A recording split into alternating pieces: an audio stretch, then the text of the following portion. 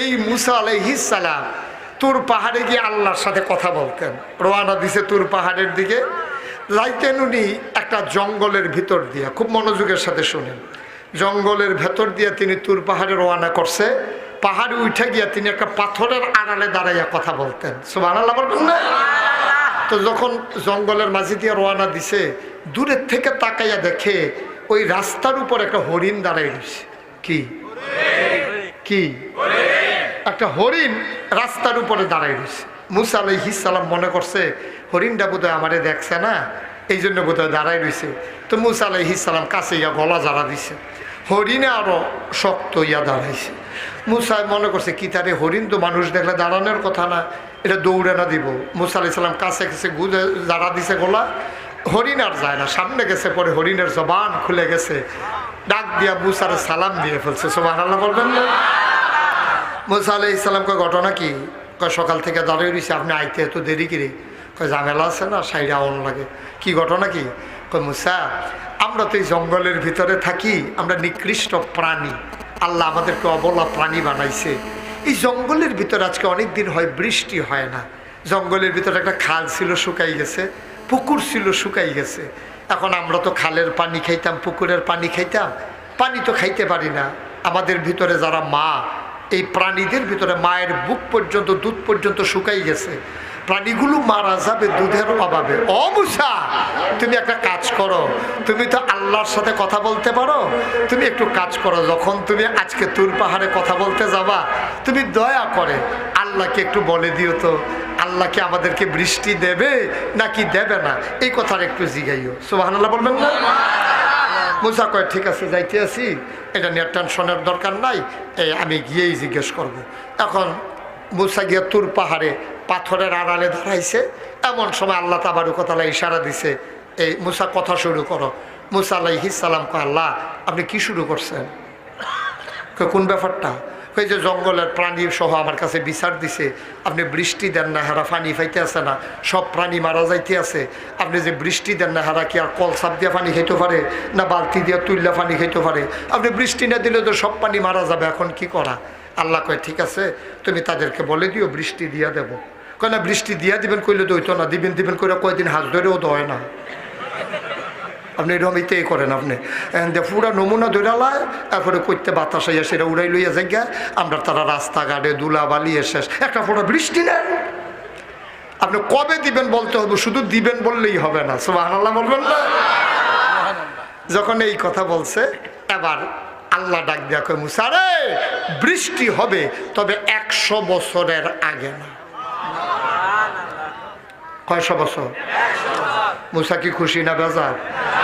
মুসা আলাইহিস সালাম কথা কইয়া, কথা চুপ করে বইয়া রয়েছে। আল্লাহ কয় কি কথা কইতা না? কয় না, যে একটা কইছো এটা সারব। আল্লাহ জাগিতে আছি। মুসা আলাইহিস সালাম খুব রাগ করে রওনা দিছে, মনে মনে দোয়া করতেছে, আল্লাহ হরিণটা যেন সামনে না পড়ে। আল্লাহর কি কুদরত, আইয়া দেহে হরিণটা খেয়ে রয়েছে। মুসা মনে করছে ভিতরে কোনো ইচ্ছা যে জ্ঞান নাকি, হরিণের সামনে দিয়ে গিয়ে দাঁড়াই রয়েছে। হরিণে ডাক দেখো, কি মুসা লুকোচুরি করতেছো কেন? কি খবর? খবরটা কইয়া যাও। হুননের মতো না। কই জিজ্ঞেসলা না? আরে ফইলেও তো জিজ্ঞেসলাম।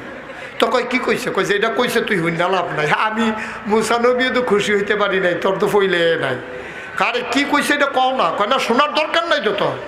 তোমার দরকার কি? আমারে তুমি আল্লাহর কাছে জিজ্ঞেসছো, আল্লাহ যেটা জবাব দিছে এইটা না কইবা, তোমার নিজের থেকে তো কোয়ার দরকার নাই।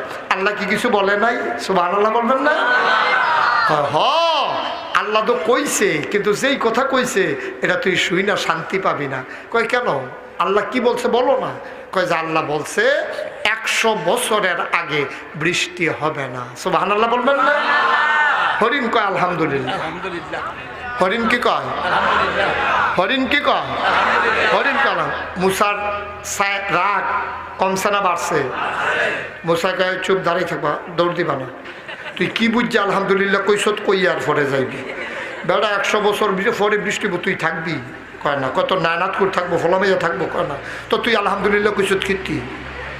হরিণ ডাক দিয়া কয়, ও মুসা, আমাদের প্রতি মায়া বেশি কি তোমার না আল্লাহর? কথা কয় না কার? ও মুসা, আমাদের প্রতি মায়া হইল বেশি আল্লাহর, তুমি এত মায়া দেখাইতে যাইও না। তুমি হইলা মূসা আর আমার আল্লাহ আমার রব্বে কারীম। তাফসীরের ভেতরে এসেছে আল্লাহ মায়াটাকে 100 ভাগ করেছেন, 99 ভাগ মায়া সবটা আমার আল্লাহ তার নিজের জন্য রেখে দিয়েছে। 99 ভাগ মায়া আল্লাহর কাছে, আর 1 ভাগ মায়া আল্লাহ 18,000 মাখলুকাতকে দিয়েছেন রে মুসা। এই 1 ভাগ মায়া পাইয়া তুমি এমনি মায়া আমারে দেখাও। 1 ভাগ মায়া একজনের অন্তরে আর কটুক পড়ছে, সামান্য একটু ছোঁয়াইছে, এটা পাইয়েই তুমি মায়া দেখাও। 99 ভাগ মায়া আল্লাহ তার নিজের জন্য রেখে দিয়েছেন। সুতরাং আল্লাহ মায়া করে বলেছে 100 বছরের আগে বৃষ্টি হবে না। শুনতে যেমনই শোনাক, হিসাব মিলুক আর না মিলুক, আমি বিশ্বাস করি আল্লাহর এই জবাবের ভেতরে কোনো না কোনো একটা লাভ আছে। এই জন্য আমি পড়ছি আলহামদুলিল্লাহ।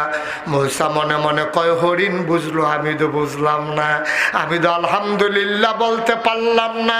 হরিণ তো ঠিকই আলহামদুলিল্লাহ বলল। মূসার মনটা বড় খারাপ, মাথা নিচু করে তার ঘরে ঢুকে গেলেন। মূসা ঘরে যাবেন, উঠানে যাওয়ার পরে দেখেন উত্তর পশ্চিম কর্নার অন্ধকার হয়ে গেছে, মৃদু মন্দ বাতাস শুরু হয়ে গেল, টিপ টিপ বৃষ্টির ফোঁটা শুরু হয়ে গেল। উঠান থেকে কোনো মতে দৌড়ে ঘরে ঢুকলেন। বৃষ্টির রিমঝিম বরিশন ধারা, একেবারে শুষ্ক জমিন, তপ্ত জমিন সুপ্ত হয়ে গেল। ধুলাময় পৃথিবী কত স্নিগ্ধ হয়ে গেল। গাছেরা মনে মনে হয় আনন্দে নাচতে শুরু করেছে। মূসা ডাক দেয়া কয় আল্লাহ, ও আল্লাহ, আমার এই শরমটা দিয়া কি লাভ হইল? তুমি কইলে 100 বছরের আগে বৃষ্টি হবে না, ঘরে ঢুকতাম ভাবলাম না, শুরু করাই দিয়েছো। এটা কইলে দইতো দিলা কি আল্লাহ, কইলেই বা কি আল্লাহ বুঝলাম না। আল্লাহ ডাক দেয়া কয় মূসা রে, মূসা 100 বছর পরেই বৃষ্টি হওয়ার কথা ছিল, কিন্তু এটা শোনার পরে হরিণ যখন বলছে আলহামদুলিল্লাহ, আলহামদুলিল্লাহ শোনার কারণে আমি আল্লাহর প্রেমের দরিয়ায় ঢেউ শুরু হয়ে গেছে।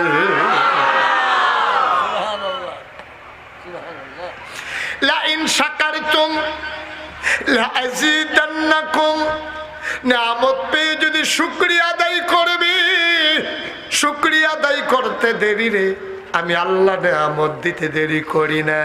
হরিণ যখন বলছে আলহামদুলিল্লাহ, আমি মিকাইলকে ডাক দিয়া বললাম, মিকাইল, যাদের এখন পানির দরকার তারা শুনলো বৃষ্টি হবে 100 বছর পরে। শোনার পরে আমি আল্লাহর ফায়সালা মানতে গিয়া কয় আলহামদুলিল্লাহ। যে হরিণ 100 বছর পরে বৃষ্টি হবে শুনে আলহামদুলিল্লাহ কয়, যা যা যা, আমি আল্লাহর কুদরতে ও এলাকার উপর দিয়া 100 বছর পরের বৃষ্টিটারে আগাইয়া এই মুহূর্তে বৃষ্টি দিয়া দে। আল্লাহ পারে নাকি পারে না? আল্লাহর এই ক্ষমতা আছে নাকি নাই? আল্লাহ কয় বান্দারে শব্দ আমি দিলাম, তোরে আমি মানুষ বানাইলাম, নিয়ামত দিয়ে তোরে ভরপুর করে দিলাম, মাথার উপরে আকাশ দিলাম খুঁটি ছাড়া, জমিন দিলাম তোরে সমতল করে। ও বান্দা, তোর জন্য আমি কি না দিলাম? পৃথিবী যেন হঠাৎ করে নড়ে চড়ে না ওঠে, কেঁপে কেঁপে যেন ধ্বংস হয়ে না যায়। জায়গায় জায়গায় আমি পেরেক মেরে দিলাম। তুমি যদি বলো পেরেক কই, আমি বলবো মাটির নিচে। তুমি যদি বলো পেরেকের মাথা কই, আমি বলবো খাগড়াছড়ি, বান্দরবন, রাঙ্গামাটি, ময়নামতি ক্যান্টনমেন্ট। তুমি ঘুরে ঘুরে দেখো ওই যে বর্ডার বেল্টে পাহাড়ের সারি, আল্লাহর কোরআন কয় এইগুলা পাহাড় না, এইগুলাই হইল পেরেকের মাথা। আমি আকাশ দিলাম খুঁটি ছাড়া, জমিন দিলাম সমতল করে, পেরেক মেরে খুঁটি বানিয়ে দিলাম, পাহাড় দিলাম পেরেকের মাথা করে। ও বন্ধু, তোমাদের পাশে দিয়ে কুলু কুলু বেগে বয়ে যাওয়া নদী, নদীর ভিতরে পানি, পানির ভিতরে মাছ, নদীর কিনারে গাছ, গাছের ভেতরে ফুল, ফুলের পরে ফল। ও বন্ধু, নারিকেল গাছের মাথায় ডাব, ডাবের ভেতরে শরবত, আখের ভেতরে রস, সিজনালি ফল সব আমি তো দিলাম। কও সুবহানাল্লাহ। সব আমি